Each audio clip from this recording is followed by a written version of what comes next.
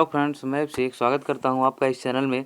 जैसा कि आप लोगों को इस वेल्डिंग का लेक्चर मिल गया होगा, इसके पहले वाला आप लोगों ने उम्मीद है देख भी लिया होगा। तो ये वेल्डिंग का हमारा दूसरा लेक्चर है। वेल्डिंग ख़त्म होने के बाद हम सीधे आप लोगों को कंप्रेशन मेंबर पढ़ाने वाले हैं। तो आप लोग रिस्पांस नहीं देते, वीडियो को देखते नहीं और लाइक भी नहीं करते।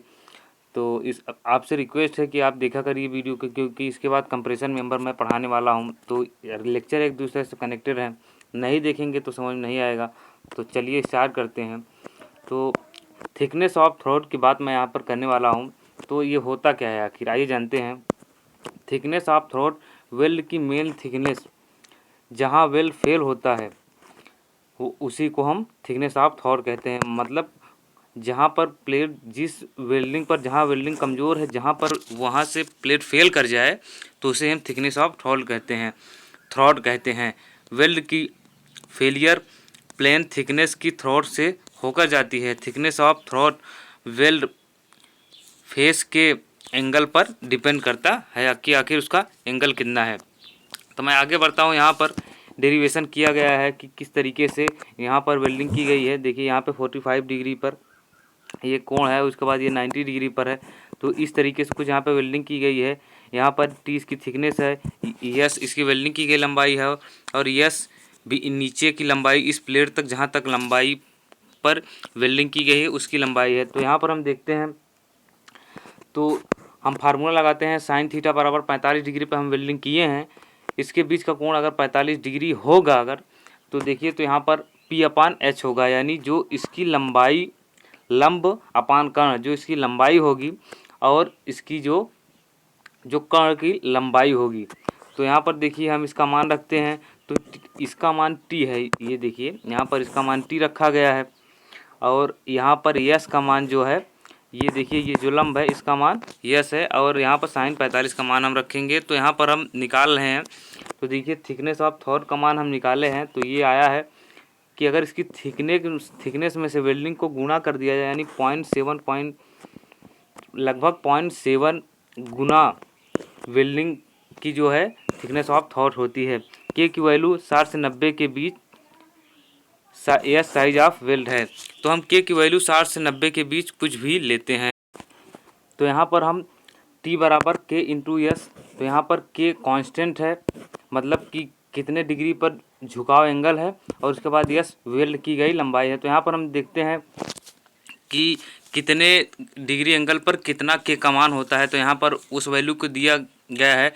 जैसे 60 से 90 के बीच में जो है तो 0.7 के रखेंगे, 91-100 के बीच में है तो 0.65 रखेंगे। उसके बाद 101 से 105 है तो हम 0.6 रखेंगे। 106 से 113 है तो 0.55 रखेंगे। 114 से 20 है तो हम 0.5 रखेंगे इसका मान। अब हम आगे बढ़ते हैं। स्ट्रेंथ ऑफ फिलेट वेल्ड ज्ञात करने के लिए तो हम क्या करेंगे, यहाँ पर जो इसकी लंबाई है और थिकनेस, और उसके बाद एफ एस का मतलब जो इसकी स्ट्रेंथ है, जो वेल्डिंग की स्ट्रेंथ है, तो हम यहाँ से निकाल सकते हैं। तो L बराबर L-2S, उसके बाद T बराबर यहाँ पर क्या होगा K इंटू एस, इसकी जिक्र हम लोग कर चुके हैं, थ्रोट थिकनेस है। उसके बाद एफ एस का मान 110 या 108 न्यूटन मीटर स्क्वायर या 110-108 मेगा पास्कल परमिसिबल स्ट्रेस यहाँ पर हम इसे रखते हैं। आगे मैं बात करता हूँ डिज़ाइन ऑफ फिलेट वेल्ड की। तो फिलेट वेल्ड की डिज़ाइन कैसे की जाती है, तो यहाँ पर सबसे पहले क्या करेंगे, जो गिवन डाटा होगा, जो डाटा दिया होगा उसे आप रखेंगे। जैसे थिकनेस ऑफ प्लेट, लोड, यदि लोड नहीं दिया है तो प्लेट की स्ट्रेंथ के बराबर लेते हैं। फिर हम स्टेप नंबर वन हमारा है थिकनेस ऑफ प्लेट के आधार पर मैक्सिमम तथा मिनिमम साइज ऑफ वेल्ड के बीच एक साइड को एज्यूम कर लेते हैं जो हमें लेना होता है।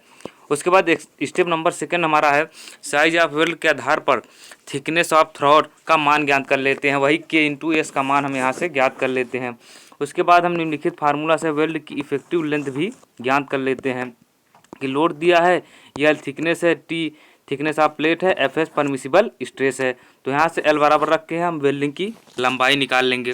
फिर स्टेप नंबर 3 में हम क्या करेंगे, इफेक्टिव लेंथ की हेल्प से वेल्ड की एक्चुअल लेंथ भी ज्ञात कर लेते हैं। वेल्डिंग ज्ञात करते समय निम्न बातों का ध्यान रखना चाहिए।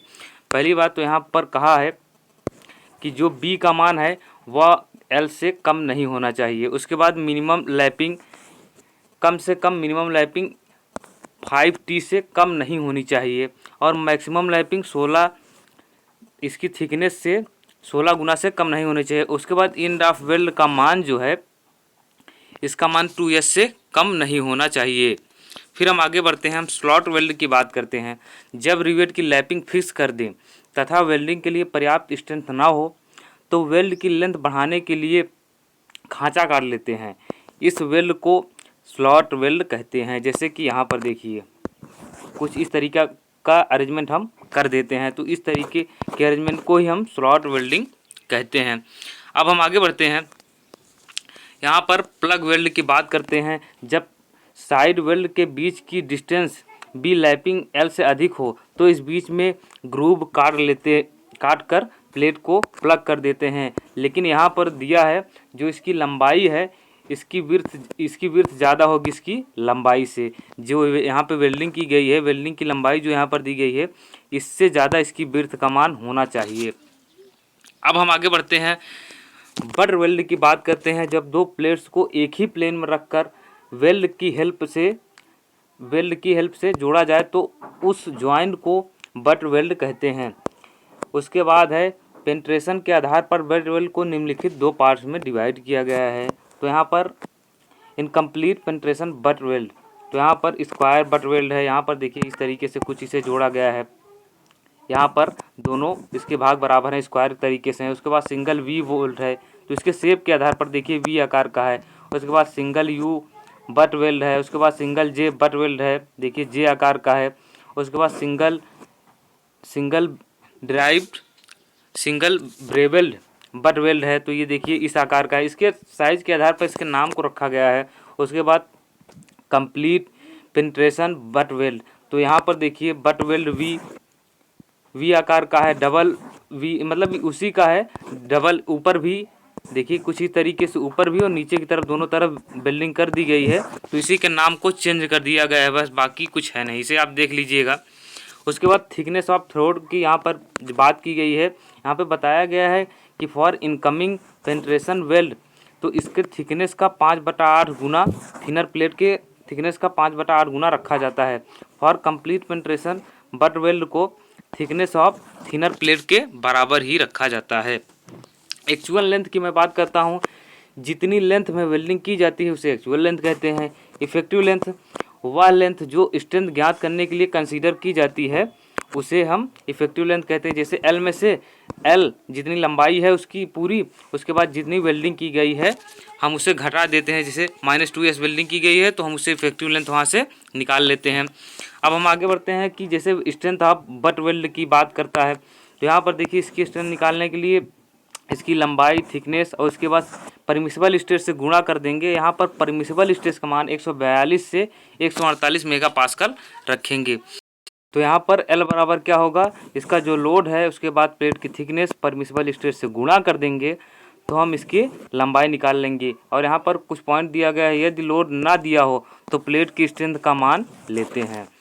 तो थैंक यू इस वीडियो को देखने के लिए। ओके।